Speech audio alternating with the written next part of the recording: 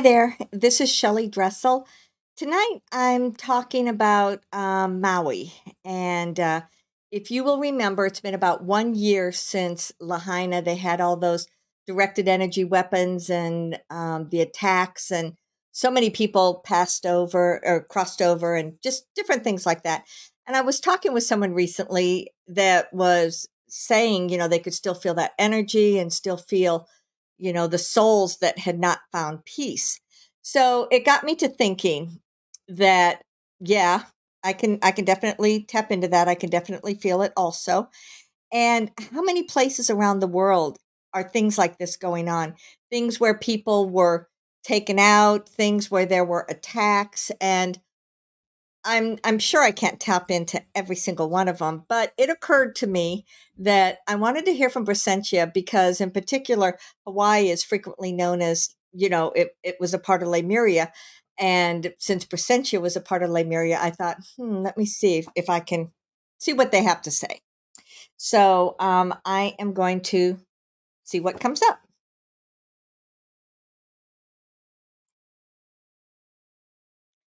Greetings. It is I, Brysentia. I come to you at this time to speak about transition. Transition is constantly taking place. And if you look back over the eons, there are times when what was the focus of the world has been different. There have been times when there was great expansion from one country to another country.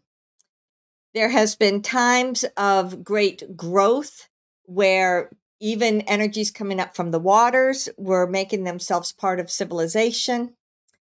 There have been times when I could just go on and on and on. There are ancient sites around the world that some of them have been dormant. And now, with the rise in the vibration and frequency on the earth plane, some of those places are going to be reactivating, you could say.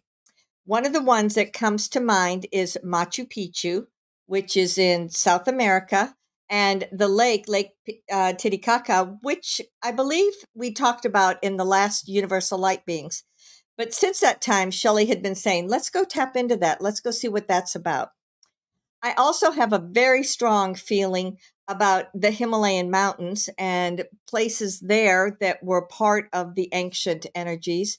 And if you go very far north into, say, that Russia, Nordic part of the world, there have been some others. Well, gosh, I could go on and on. There are places in Australia, places, you get the gist. So, all over the world, there are multiple different places that at different times in civilizations, they were the center or the epicenter of civilization for those people and that time. For some of these, it was hundreds and even a couple of thousand years worth of peace and tranquility and working with one another. For others, that entire time that it was at that pinnacle, it was striving to keep it against warrior forces. So the warring that has taken place on the earth plane is something that has been a part of the culture for a very, very long time. Earth was always and has always been represented to the rest of the universe as a garden planet.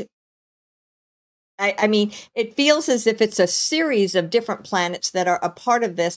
And some of you will talk about the different Earths, and that there is a higher frequency Earth, a lower frequency Earth, and that there is actually a series of Earths. So that's what I was picking up on as I was saying that. Truly, there is only one Earth, but when you look at it through multiple dimensions, you can actually have that perception that there's more than one Earth. But irregardless of that, from the rest of the universe, the planet has always been thought of as a garden because there's so much lush vegetation. There's so much water. There are so many beautiful natural resources.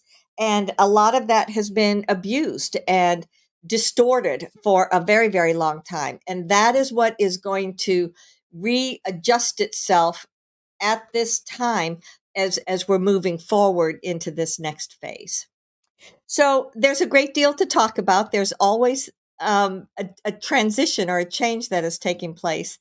But this is something for you to consider, because no matter where you are in the world, just, get quiet with yourself, go inside and see if there is a particular place that you more resonate with. Perhaps you've lived there multiple times throughout history. Perhaps it's just a place you like to go and visit. There's so many different ways that you can tune into these different parts of the world. And I invite you to just connect to it, see how it feels to you, see if you begin to receive information. Some of these places were very well known because they were portals out into the universe, and the ships would go in and out of the earth through these portals. But they were also known as the sacred places they are because they were on the ley lines and there were vortices of energy. And so that's what nurtured the people. It wasn't just food and agriculture or hunting that nurtured the people. It was the spiritual energy that nurtured the people. Okay, so let me take a minute, and I want to just tap into Lahaina, which is the part of Maui where so much took place. There is a massive banyan tree there that probably, Shelly in her discussion with this person said, she thought, I think it's about 1,000 years old, and she had been there physically, in times past. But this is a massive tree that takes many multiple different blocks. So let me tap into the banyan tree, and let me tap into that space and see what I can find out.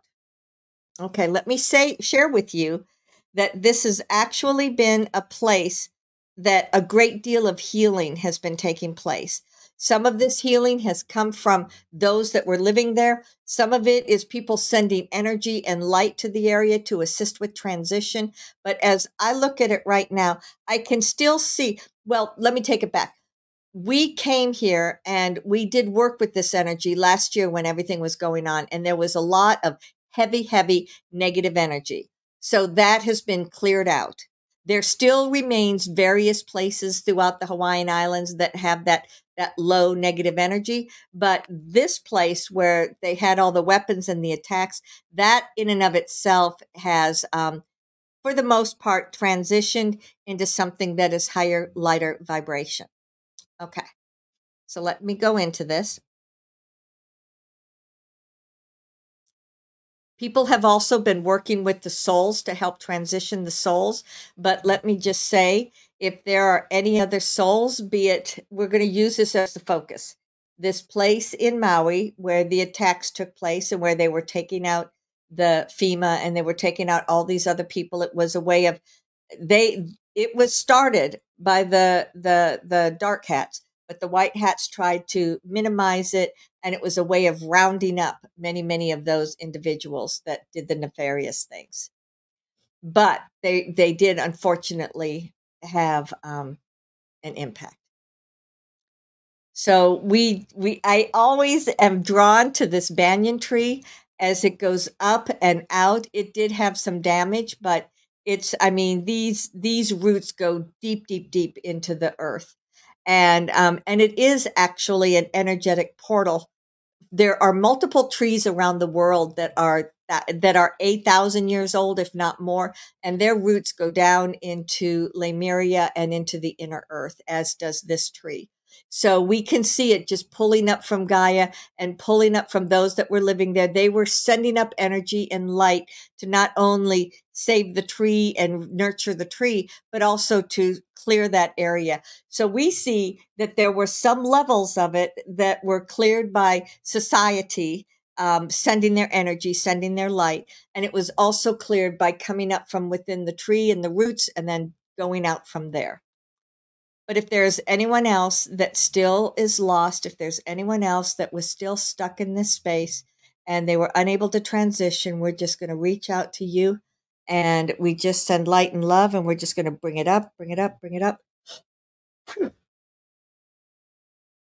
Okay. We could feel a transition take place. We could feel that there were some souls that were released. So anytime we feel that, let's go and look again. So we want to go even deeper, be it from this experience or any other in any time, space, reality. We want to just bring up any souls that were lost or any souls that were stuck. And we want to just bring it up, bring it up, bring it up. Okay. Good. Good. So we know that Hawaii and Polynesia and this whole part of the Pacific has a portal that is a very important one, and we want to go through now. And if there's anything else with the nefarious ones, if there's anything left over or residual where they're trying to continue their control and manipulation, we just want to tap into whatever that may be and clear them out. They have, I would say 85 to 90% had already been cleared out, but this was just taking another layer and clearing out whatever that may be. So how about that? How about that? I'm also being told, per an emissary of the inner earth, that there will be more and more communication, that they're the ones that are activating some of these energy places that were the ancient sites and that were kind of dormant for so long. And so some of that is also, just as we saw this coming up from within as it was coming from without, that they're doing that. I just had a sense of like 8 or 9 places around the planet, places just all over the place. And Kilimanjaro, that just came to mind. And so that's another very powerful part of the world. This planet has been around for a very, very long time. There have been floods that have taken place that cleared out everything. There have been fires. There have been volcanoes. There have been many, many, many different ways in which Gaia has renewed herself. And so this is where we are now. This is what we're experiencing now.